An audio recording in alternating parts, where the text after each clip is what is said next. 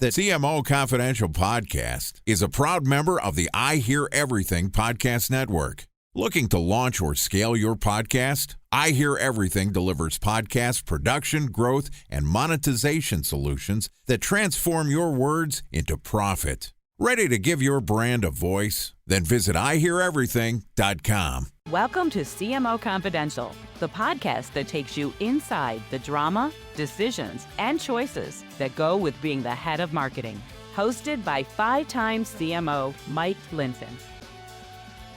Welcome, marketers, advertisers, and those who love them to Chief Marketing Officer Confidential. CMO Confidential is a program that takes you inside the drama, the decisions, and the politics that go with being the head of marketing at any company in what is one of the most scrutinized jobs in the executive suite. I'm Mike Linton, the former Chief Marketing Officer of Best Buy, eBay, Farmers Insurance, and Ancestry.com. Today's show is brought to you by Props. Props is a performance-driven content platform which combines the attraction of creator content with the results of paid media. Instead of impressions or posts, Props takes responsibility for leads and customers. Now, I am here today with my guest, Dr. Peter Fader. Today's topic, the Warby Parker case. I can see clearly now through my CLTV glasses.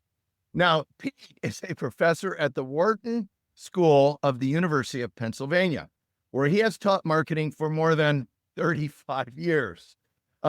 He's also built a predictive analytics firm called Zodiac, which he sold to Nike in 2018, and founded Theta with his partner, Dan McCarthy, a Maryland professor, and also a guest on the show. This is Pete's second time on the show, and it represents the second time that CMO Confidential has discussed a math case in detail. Of note, this is a companion piece to Dan McCarthy's show on Peloton called The Rise and Fall of Peloton as Seen Through the Eyes of CLTV. Welcome, Pete.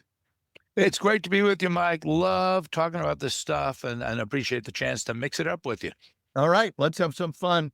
Hey, but before we dig into Warby Parker, let's ground our listeners in how you use customer data, including CLTV, which is customer lifetime value, and how is it a way to value companies? Let's give everybody just the background on how this all works. Sure, thanks. So for most of those 35 plus years that you mentioned, I've just been building predictive models.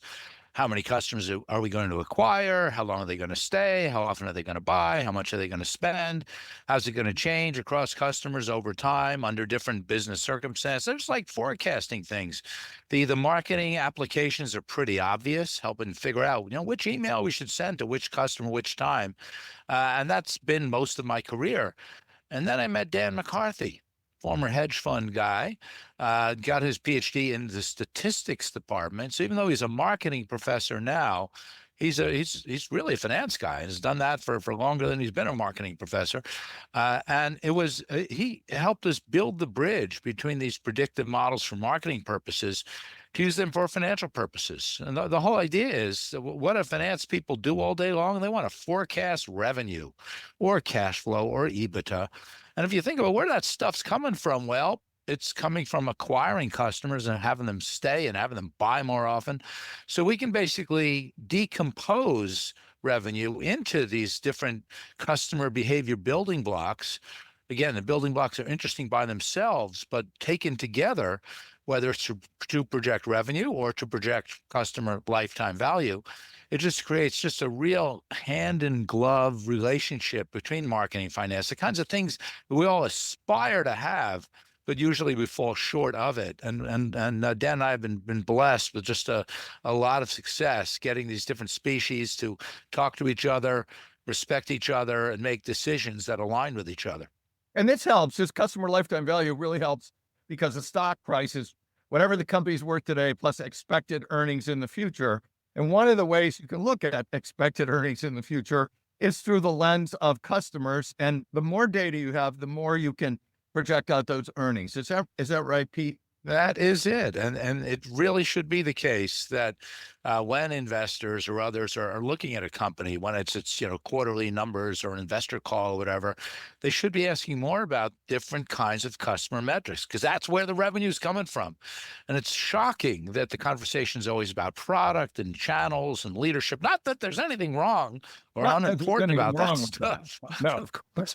But ultimately, it's about acquiring, retaining, and developing customers. Period. Well, and you can adjust this if you get better retention and better uh, customer cohorts over time, you can say the stock is worth more as the price earnings multiple versus just guessing it. So That's it. This is really interesting. And a lot of people, even if they agree conceptually with everything that you and I have just said, they think, yeah, but my company's different. Yeah, but my customers are different. Yeah, but those models might be fine for some other company, but you don't understand mine. And so there's this bit of denial or delusion about the applicability of these models to a lot of companies. And I'm not just talking B2C, by the way, B2B, products, services. And what's shocking is just how robust and reliable these models are across a wide variety of domains and circumstances.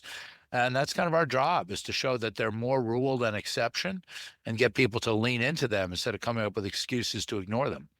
Thanks. With that as a great background, let's go and tell the story of Warby Parker as seen through both the eyes of Wall Street and also through the lens of customer profitability. Love it, love it, love it. You mentioned the rise and fall of Peloton. Here, it's going to be the fall and rise of Warby Parker. It's a beautiful kind of counterpart and contrast. We envision these as bookend cases. So it's amazing how well it works out. Two iconic brands, kind of going in different directions for different reasons. And it's great to be able to name names and to do so not just with 2020 hindsight, but at the time that big decisions were being made. Dan and I kind of going out on a limb and saying, this is what the company's actually worth. And then letting time pass by and kind of just watch things happen just in the ways that we predicted.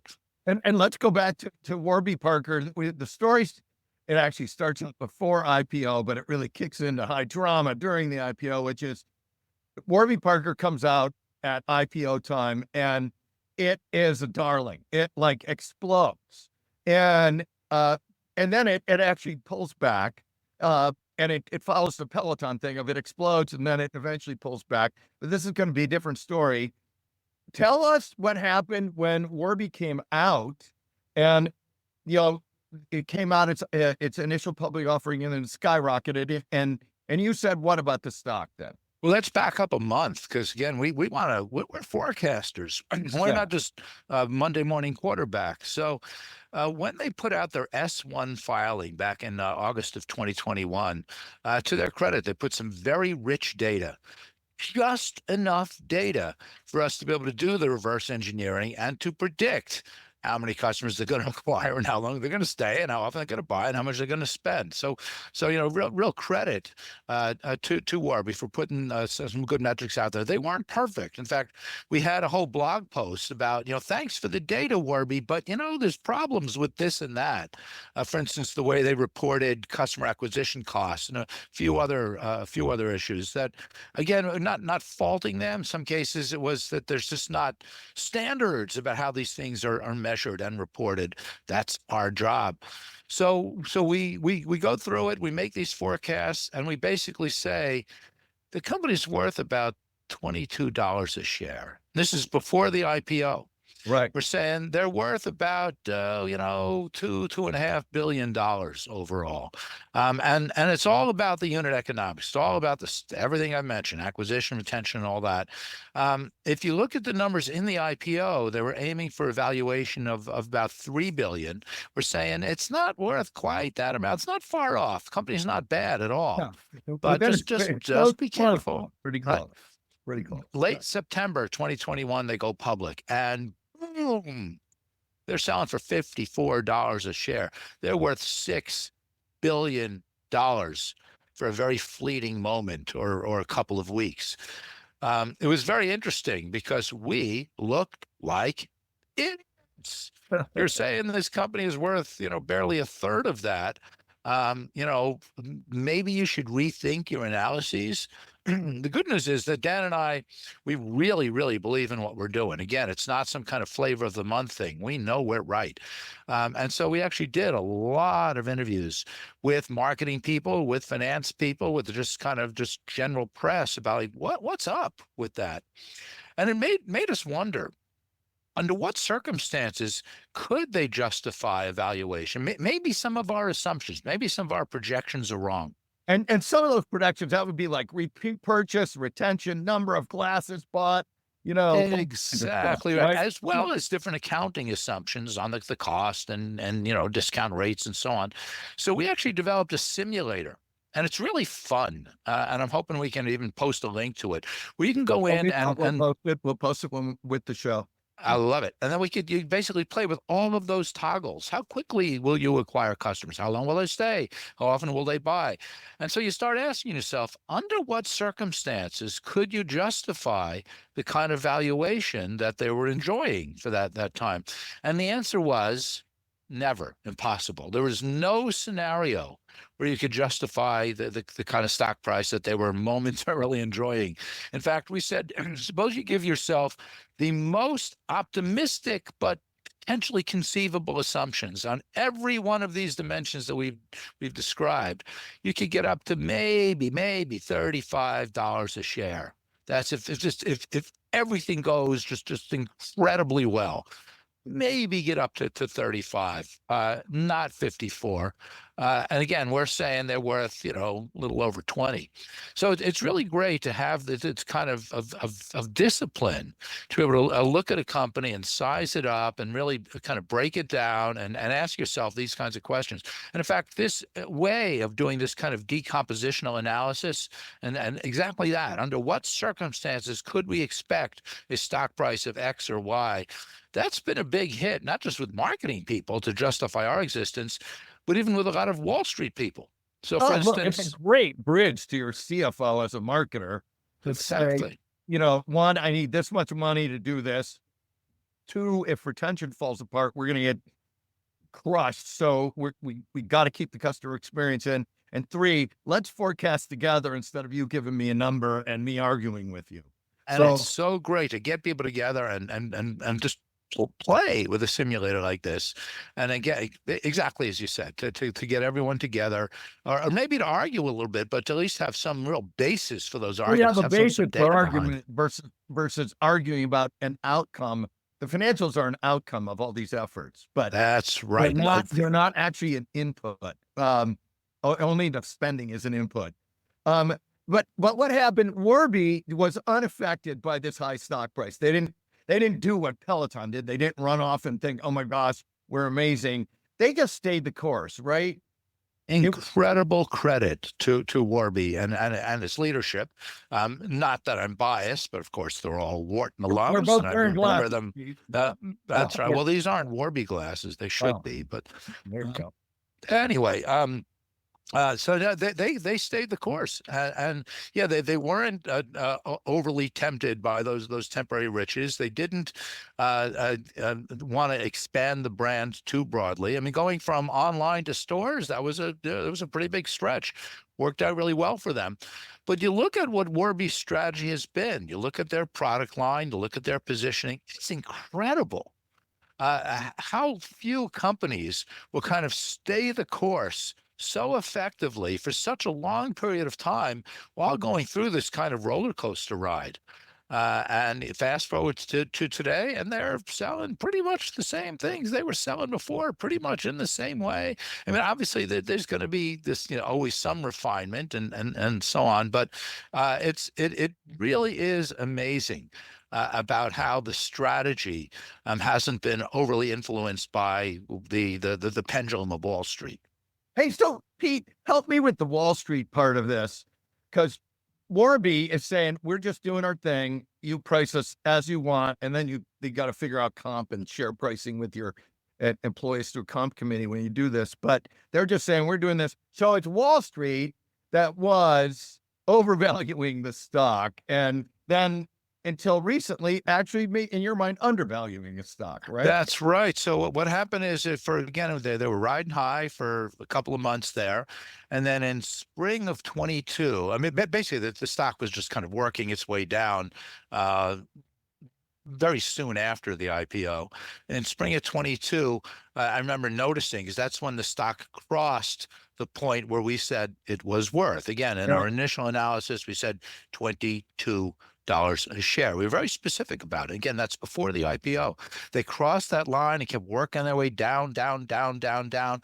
And let's point out, it's not just Warby Parker, because around this time, the pendulum has swung for all digitally native companies, all of them. People look at them and saying, what were we thinking back then?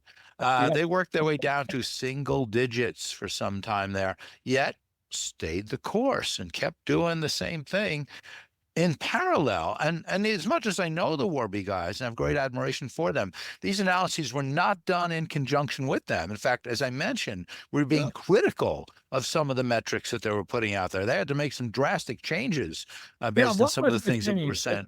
Because you caught an error in their math, right? We caught a bunch of errors, actually. Tell us about that, because the main one here for marketers and financial people too. If you're going to put out this stuff out in public, you probably got to get it right. Tell us this story. Yeah. So a few things. Again, there's a whole blog post on it, but the main one that really does matter, has some significant consequence, is CAC, customer acquisition costs. Yeah. And if you think about the way you calculate CAC in a given period, it's, how much have we spent on customer acquisition divided by how many customers we've acquired. Well, what Warby did in their S1 is they divided by the total size of the active customer base in a given period. So it had a much larger denominator. So CAC makes it lower. That's right. Yeah. So we kind of redid the analysis. Say, this is what the CAC really is, and it was not easy to do that. And the S1, sorry to interrupt, but the S1 is pre-IPO filing, is it? That's exactly right. They came out about a month before, and we said, wait a minute. All these are good metrics here. Some of them, there's just some questions about how they're measured, but in particular, this CAC thing, it was a pretty substantial understatement of CAC. Now, is that illegal? No, there are no rules. Now, there are some, informal standards. It's open to so much interpretation when you think about like brand advertising and everything else, and what happened, what you don't. Yeah. Exactly, and this has been something that Dan and I have been on for a long time, of trying to create standards about the way that we calculate these things, the way that we report them, the narratives that arise from them. So it's something we've been talking about for a long, long time. And Warby just happened to kind of, not pay attention to that. There are a bunch of other problems as well with some of the other specific numbers, but none quite as like, whoa, as the CAC thing. Turns out that even when you use the higher and more appropriate CAC number, their unit economics were pretty good. In other words, their lifetime values were actually fairly healthy, much more than a lot of people would think for a traditional digitally native company. So we're actually quite pleased with what we found, even with some of these issues in measurement. So when we put our second blog post out saying, here's the unit economics of it, we felt we're shedding a very, very positive light on this company. It's just then ironic that, a week or two later, they go public. Our numbers are half of what went out there. That's what led to the next blog post. Say, wait a minute, what is this company actually worth? And how can we simulate under these different kinds of conditions? So we ran the analysis again about a year later. We said, okay, now that they have, more data, let's just see what's changed. And you know what? Nothing. Turns out that a year after their IPO, the way that people buy glasses, still the same. The unit economics of customers, still the same. The economic health of the customer base, and therefore the value of the company as a whole, still the same. Now, granted, there were a couple of tiny differences. Interest rates were a little bit higher, and so on. So we kind of downgraded the valuation. We originally said $22 a share. We said, okay, maybe 20. basically Well, the same I story. have to interject here, which is this is so important for marketers and the finance teams they work with, which is you're not your stock price, you're whatever your actual economic flows are. And one of the things that I want to pull out here is don't conflate your stock price with whether or not you're doing great marketing or not. That is right. That's The why we customer, need customer that's metrics. what the customer is doing, because what you and I talked it a little bit in the pre-discussion on this about Peloton being the Hare and Warby Parker being the Tortoise, where Peloton got all revved up about how great it was doing, and it decided it was going to be a massive growth company. And Warby Parker decided we're just doing our thing. Is that right? The tortoise and hare metaphor is so shockingly appropriate. I'm going to give I you am so credit proud for it. of Now, that. you I'm came so up with proud that of one, not myself, me. Steve. But it is amazing. It was amazing at the time, and it just continues that way. And it's really surprising to see not just one case study that over so many years is borne out, but this pair of case studies largely happening exactly the same time as each other, that are just taking that old children's fable and saying, here it is. There's something to learn from that.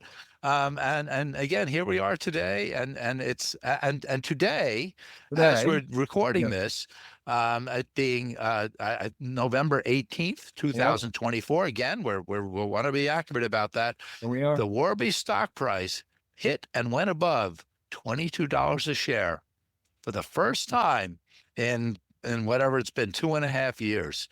So for the last 2.5 years, while that price was sinking, I'm saying just wait, just wait, just wait. That pendulum's coming back. It's only a matter of time. We know that eventually the stock market will catch up to the unit economics of the customers. Today is the day it happened. There we go. Even though The hare is winning, the tortoise is winning the race. The tortoise is finally pulled ahead because, one of the things about I have two questions here. One is if I'm sitting in the marketing seat and people are saying, all right, we're going to expand internationally now. How do I do the TAM for that? Do I take your data and I project it? So we're Warby Parker and we're going into Europe, or we're going into Brazil or something. How do I take this and project it there? Is question one. And then I have a follow-on question. Well, let's talk about question, because it is so important. You look at so many companies and you see curves going like this. You see different kinds of hockey stick curves going on. And then you apply your compound annual growth rate, your CAGR, to it, and you say, this thing's going to grow forever. Yeah. As people like to say. But when you look under the surface and realize, wait a minute, it's all about customer acquisition, retention, repeat purchase spend. There's only so many customers out there. There's only so much we can do with them. There's only so much we can expect out of them. Those curves will turn over. And I have bad news, people. The faster, the more dramatic it rises, the more sudden and it's going to peak, and the more dramatic it's going to fall. I mean, this is math. There's no exceptions to this rule. And we're not doing it from a curve-fitting standpoint. We're doing it by understanding the underlying drivers of customer behavior. So number one, what goes up must come down. But number two, if we start cutting into it even more carefully, we always want to do these analyses on a cohort by cohort basis. We always want to look at the customer, not segments, but cohorts. We want to look at that means customers when they come in, acquisition cohorts. Thing. A lot of companies are doing this averaging, which is what they did in the S1.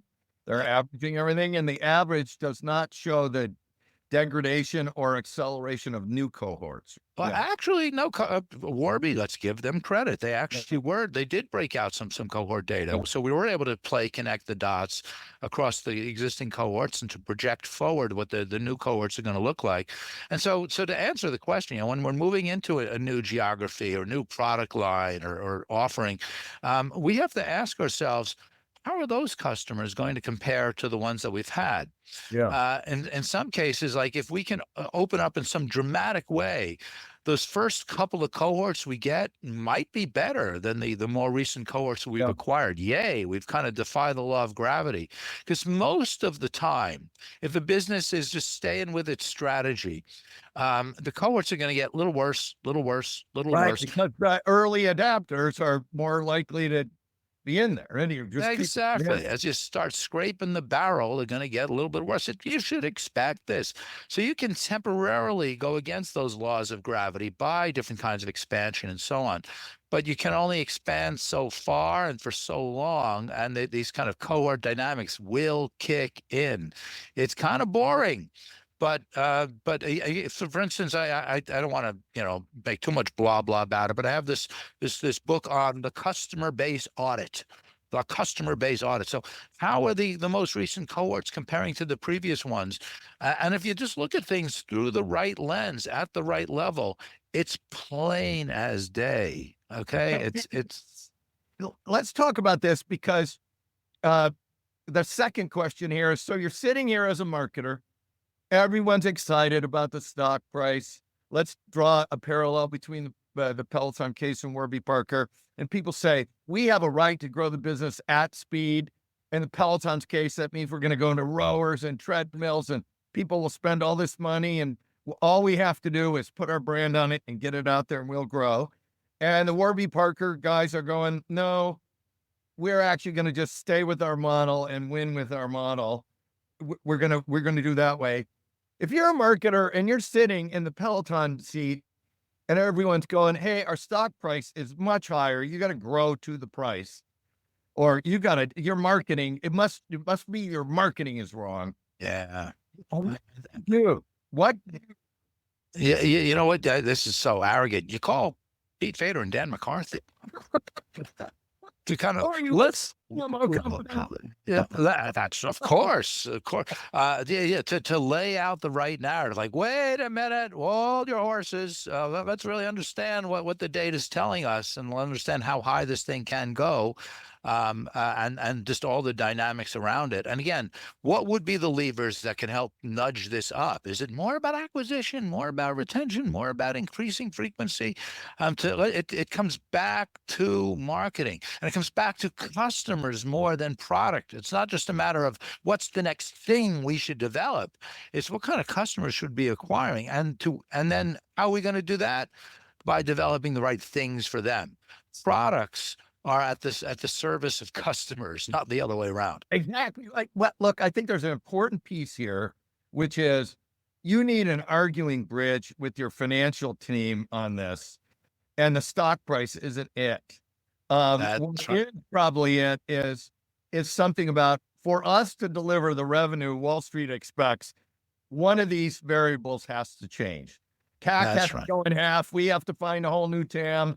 Customers have to buy 3 times as much, or we have to be able to increase pricing 100%. That's a better argument than I can't do it or I need more marketing money. That is right. Exactly. It's all about those customer metrics, and it's about the bridge, the metaphorical bridge we keep talking about. It's not just a matter of talking about those metrics in a vacuum. It's important to then link them up to revenue and profitability and share price. And again, it takes some math and it takes some kind of cross-disciplinary knowledge that it isn't as common as it should be. I think it's dead right. And it's also, don't argue the average, break this down into an actual equation. That's right. So before we get to our traditional last question, any wrap you want to put on the Tortoise and the Hare or the Warby Parker case? So right now, I'm sitting here saying, I told you so. I said there's value here. It's going to manifest. People are going to see it, and eventually the stock price will rise. And who knows? It could be that it gets trendy with Wall Street again, and it rises above 30. Now, we haven't redone the analysis in a couple of years now. Maybe there have been some dynamics, and maybe there are circumstances where we could justify a potentially higher stock price. We should redo that analysis. It's probably a good time to do so. But at least as of the last time we did it, we're saying low 20s, Good enough. That's where it should be. It's there now. Okay, so let's just kind of stay with it and not get all crazy. Again, the company, to its credit, has been just remarkably steady.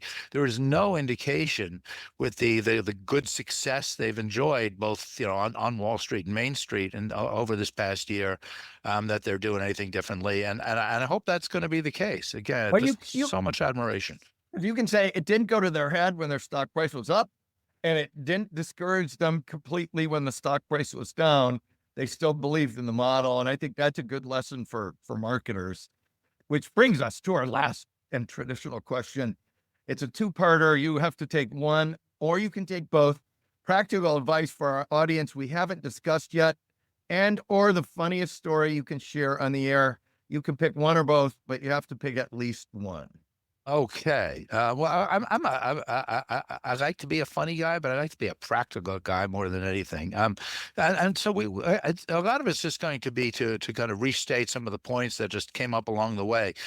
Number one, your company's not different. Okay, your company is going to obey the very same laws of gravity, and so you really do need to break it down into acquisition, retention, repeat purchase, spend, and do so on a cohort by cohort level. I was waving my book around, the customer base audit. I'd like to recommend it to your listeners, except for one thing.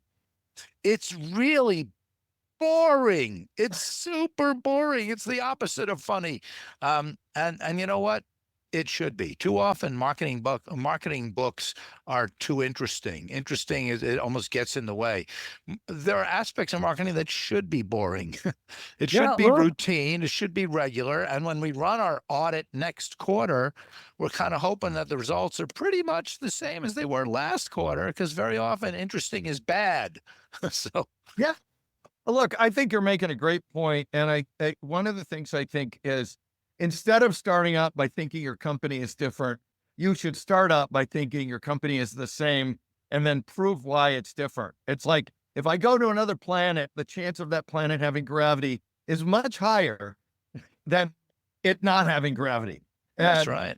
a lot of ways people approach this is they say, I'm a totally different planet, therefore you have to prove I have gravity. And I think that puts marketers in a bad way. You should do the math whenever you can. That's right. And even if there are differences, even if you say, see, your model's wrong right over here, is it really sustainable, or is it just some kind of transient blip? Very often it is. And that's why, just like with the Peloton story, we're looking at these things over a long period of time where the blips go away and the trends endure. And if people could just look at other companies through the same manner, you'd see very similar kinds of patterns. Well, I think that is a great way to end the show. Thank you, Pete. And thanks to Props, our title sponsor. And thanks to everyone for listening to CMO Confidential. If you are enjoying the show, hit the like button and subscribe. Look for all of our shows on Spotify, Apple, and YouTube, which include The Rise and Fall of Peloton as seen through the lens of CLTV, The Budweiser Case, How Not to Manage a Socio-Political Issue, and Pete's first show, Ignore Customer Data at Your Peril. It's the secret sauce for growth. Hey, all you marketers, stay safe out there. This is Mike Linton signing off for CMO Confidential.